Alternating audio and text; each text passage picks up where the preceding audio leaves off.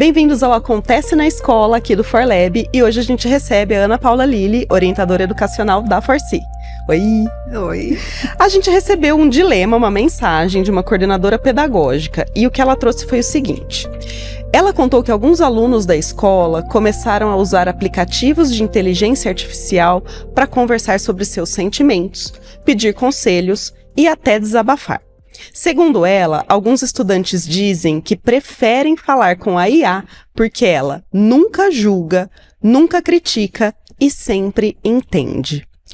Ao mesmo tempo, a escola percebe que esses jovens vão ter dificuldade de lidar com frustração, com críticas e conflitos. Então, o dilema dela é, se a tecnologia oferece conforto imediato, a gente está ajudando os jovens ou a gente está impedindo que eles desenvolvam a resiliência? Fica aí o dilema para você, Ana Paula.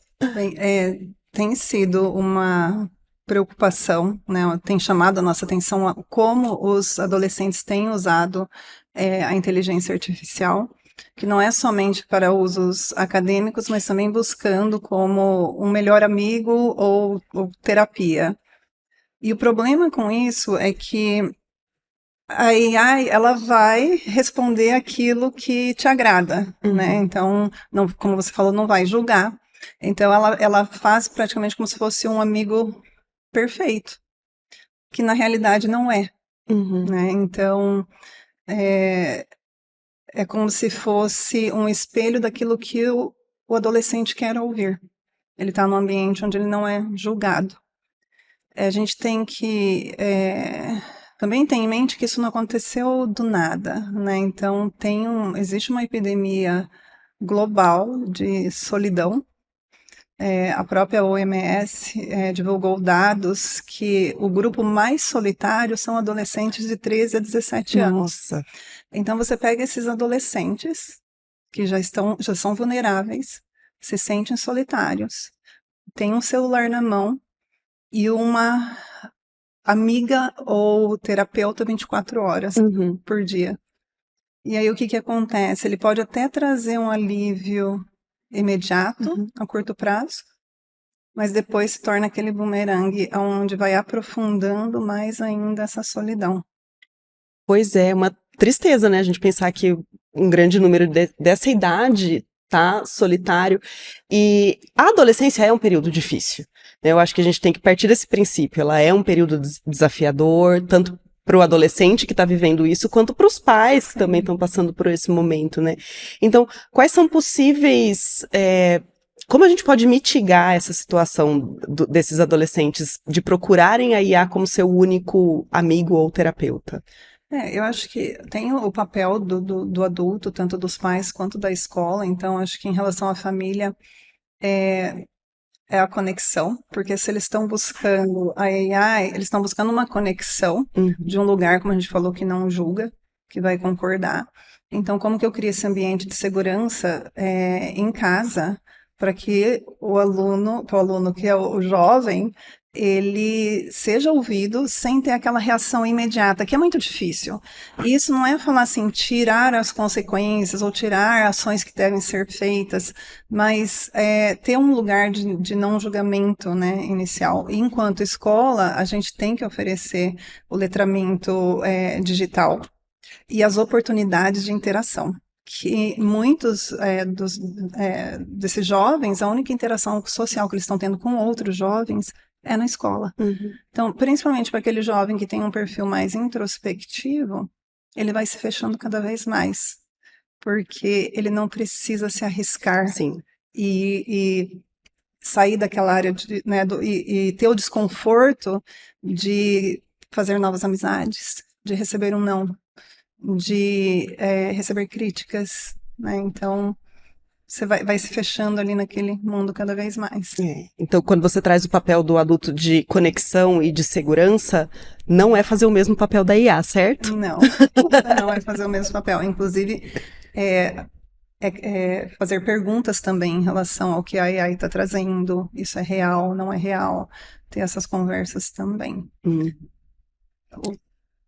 A gente vê, assim, uma grande dificuldade mesmo, então, se a IA não julga, nunca critica, sempre entende, é é uma dificuldade de lidar com a crítica e com o conflito que são inerentes da experiência humana, né? Então, queria que você falasse um pouquinho dessa fricção que a gente precisa para se desenvolver. Sim, a gente fala desse atrito necessário, né? Que a psicologia fala muito disso, que a gente precisa para se desenvolver como ser humano. Então, o atrito, o conflito, a frustração, num relacionamento real, é isso que vai trazer pro adolescente o limite, eu saber o limite do outro, eu ter a empatia, eu saber desenvolvendo essas habilidades, que a AI não vai trazer, né? Então, aquele amigo perfeito, né, que nunca vai te criticar. Então, você vai buscando cada vez mais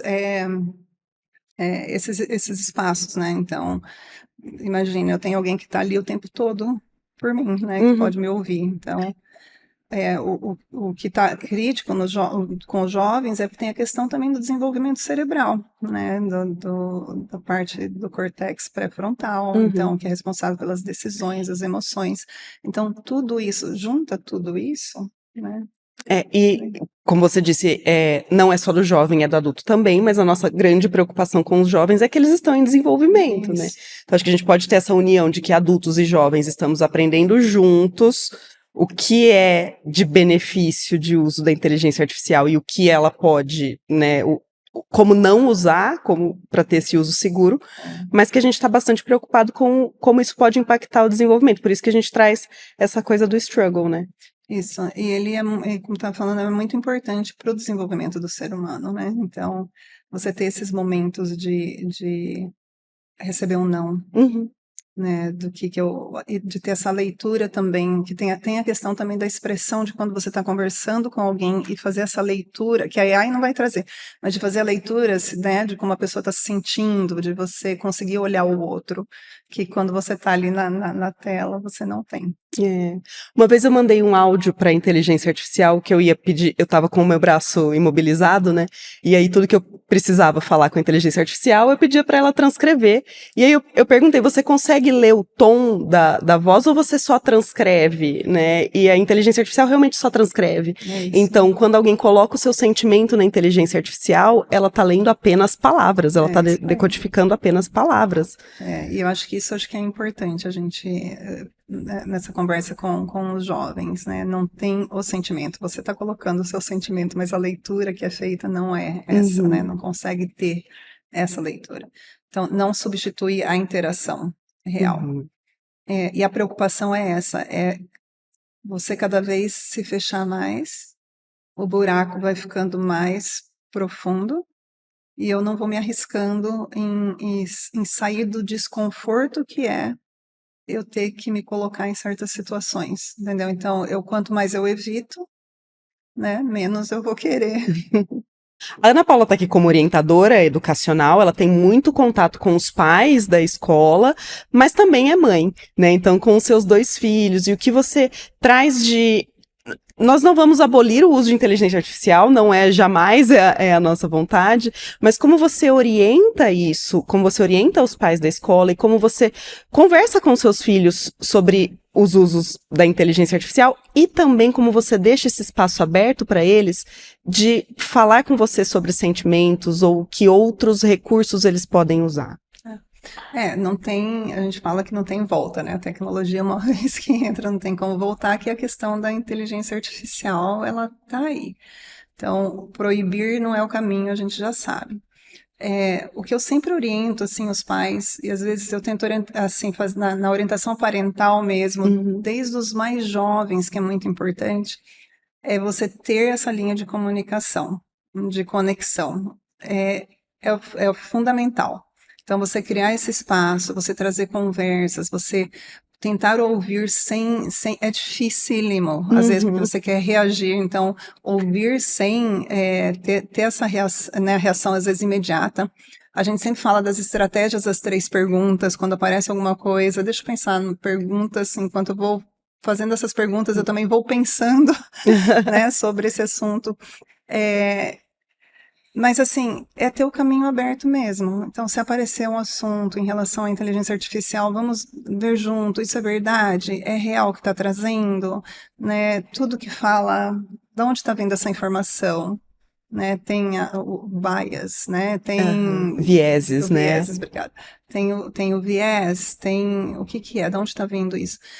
Não é só em relação à inteligência artificial, isso é em relação a tudo.